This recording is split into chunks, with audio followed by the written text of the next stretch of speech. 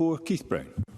To ask the Scottish Government what assessment it has carried out regarding any impact of UK immigration policies on universities in Scotland. Mr Graham Day. Now, Officer, the UK Government's latest attacks on immigration could have a devastating impact on our universities and risks the economic, social and cultural contribution which international students make, not only to campuses but to Scotland.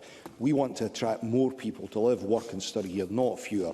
And the simple fact is that with independence we could devise a principled approach to migration that delivers for our economy, our public services and our universities. Last month we published plans for a new Scottish Corrections visa post-independence which would allow international students to live and work in Scotland for 5 years after their studies and could lead to Scottish citizenship, an offering in line with Scotland's values and one which could also meet our economic needs. Keith Brown.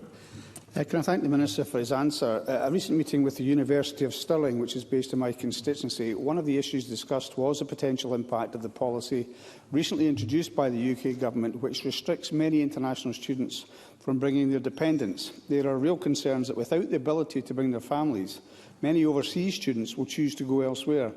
Does the Minister agree with me that hostile immigration policies have the ability to harm the international standing of our universities, and that the UK Government should devolve immigration powers to the Scottish Parliament, notwithstanding the complete silence in the MSP benches from the Tories in this Parliament, to ensure that Scotland remains an open and welcoming destination for international students, where their contribution to the economy and the social and cultural diversity of our country is very much welcomed? Minister.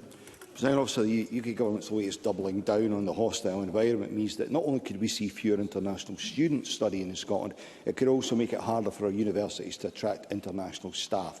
The changes relating to dependence are particularly pernicious.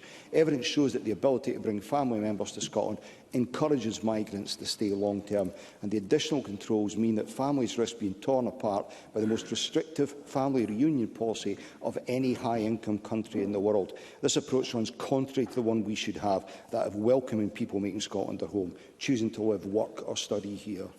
And supplementary, Liam Kerr. In discussing the student make-up of universities, data from the Higher Education Statistics Agency shows the number of Scottish students studying in England has risen by about 11%. Harriet Watt figures suggest retaining those 2,000 students would keep about £19 million in Scotland. So what is the Scottish Government doing to review its arbitrary cap on Scottish students attending our universities? Minister. Presiding Officer, what an act of deflection that was. I mean, really, seriously, we're dealing with an issue that is actively impacting on our students through the immigration policies of the UK Government, and I'll take no lectures from the Tory party on this.